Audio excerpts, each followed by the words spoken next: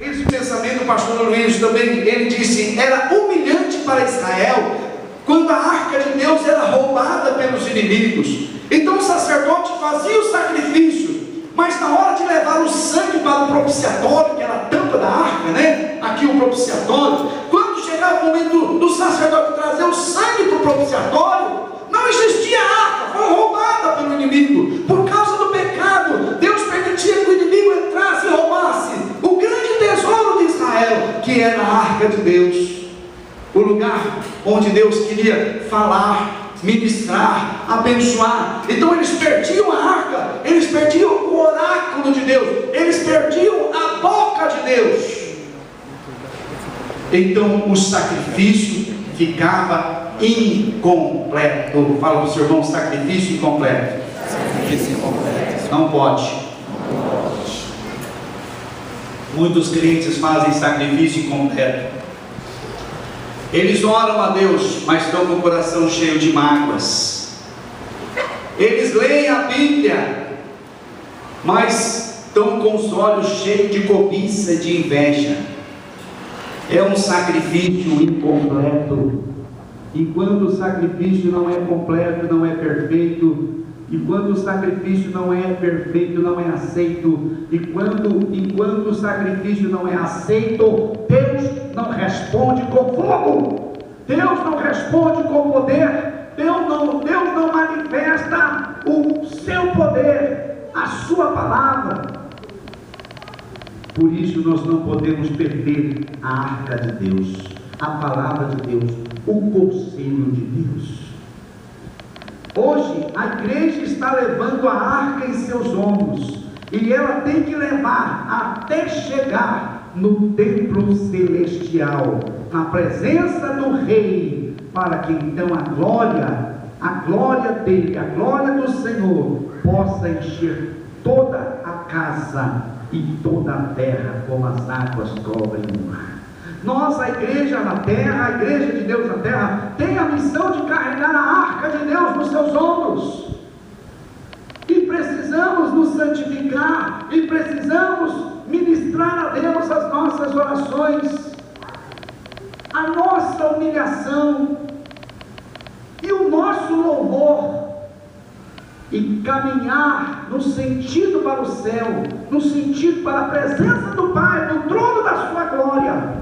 Porque quando lá chegarmos, então Ele vai nos preencher,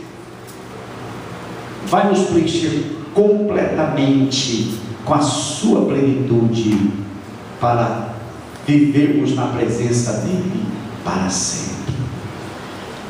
Temos que ser uma casa de poder. Diga, casa de poder. Mateus 14:14.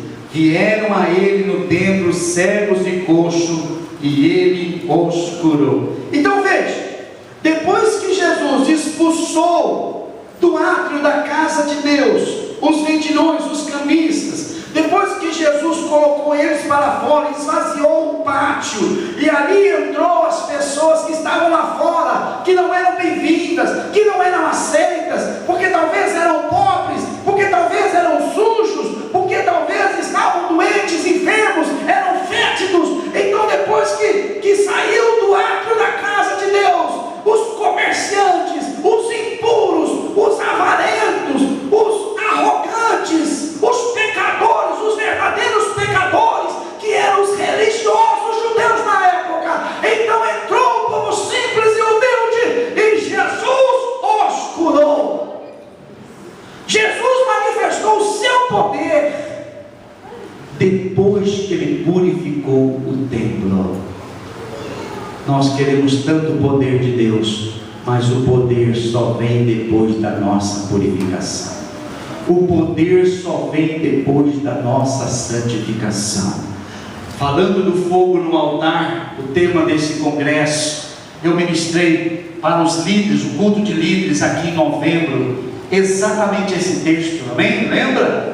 O fogo arderá continuamente sobre o altar, não se apagará. Tem até uma versão que diz duas vezes: não se apagará, não se apagará. Então, eu estava falando hoje de manhã, quais são as 4 vezes que Deus acendeu o fogo no altar? Pela Bíblia. Eu vou dizer que 2 vezes você pode realmente acertar. 2 vezes você pode acertar, porque está escrito claramente no texto. É uma conjectura, é uma revelação, eu poderia dizer. E é um quarto que muito dificilmente vocês vão saber o que é. Mas quando eu falar, vocês todos vão concordar. Qual foi a primeira vez que Deus fez cair fogo do céu sobre um altar? No altar de Moisés? Nem houve. O primeiro foi de Abel. Porque alguma coisa aconteceu no sacrifício de Abel, que Deus se agradou, e Deus respondeu com poder, e Caim ficou enciumado. Então deve ter sido alguma coisa muito notória. Todos os filhos de Deus, os filhos de Adão que ali estavam, viu um fato extraordinário. Então possivelmente Deus acendeu o altar de Abel. A segunda vez, qual foi o lugar em que Deus acendeu? A vida de um rei, quando construiu um templo, o primeiro templo na casa de Deus, e foi preparado o animal do altar do sacrifício, tudo estava pronto, mas diz o texto que ninguém acendeu, ninguém pôs a mão no altar. O altar acendeu sozinho. Quem foi que acendeu o altar do sacrifício? Deus. Qual era o nome do rei? Salomão. Foi nessa ocasião que Deus falou. Aliás, aí está se referindo o tabernáculo no deserto. Esse texto aí é de Levítico 6,13.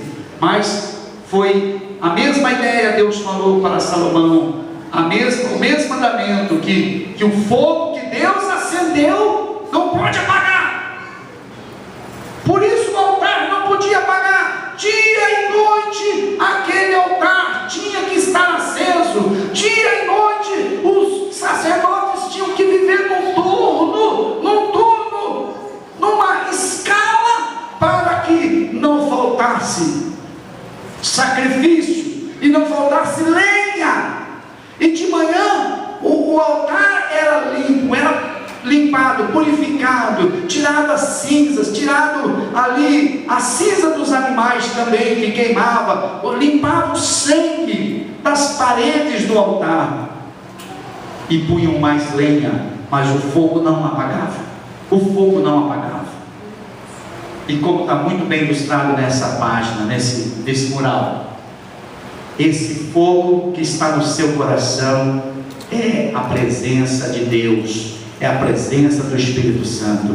E você nunca pode perder a presença do Espírito Santo no seu coração, porque quem colocou o Espírito Santo no seu coração foi Deus, foi a mão de Deus, foi pela palavra de Deus e pelo Espírito de Deus que o fogo de Deus, o amor por Deus, a paixão por Deus, pela obra de Deus, pela palavra de Deus acendeu no seu coração. Então não pode apagar. Faltou a quarta, né? Qual foi a quarta vez que Deus colocou fogo no altar? Essa é uma revelação. Fala para o irmão, essa é uma revelação. Eu não exijo que você acerte, mas a quarta vez que Deus colocou fogo diretamente do céu foi em Cristo na cruz. Sim ou não? O juízo de Deus veio sobre Cristo e Ele sofreu. Ele, na cruz do Calvário, Ele foi espezinhado, humilhado, a sua alma ferveu em dor e sofrimento, para que Cristo pudesse se arrebentar e o Espírito dele pudesse ser derramado sobre nós. Não é? É como se Jesus fosse um tição de fogo que foi quebrado para dar um pouquinho de brasa para cada um acender o seu coraçãozinho para ser o altar de Deus. Amém? Então, é uma casa de poder. Eu até tinha falado que ia falar de casa de louvor, mas não está. Já falei que Já comecei a falar da casa de poder. Então, se houver santidade, unidade, amor, sincero, ali Deus vai manifestar o seu poder. E como os judeus não deixaram Jesus purificar o templo, então Deus saiu do templo dos judeus e entrou no coração dos gentios. O véu do templo se rasgou de água abaixo, sim ou não? Deu um terremoto quando Jesus morreu na cruz. Deu um terremoto! E o véu se rasgou de alto a baixo. Ou seja, o véu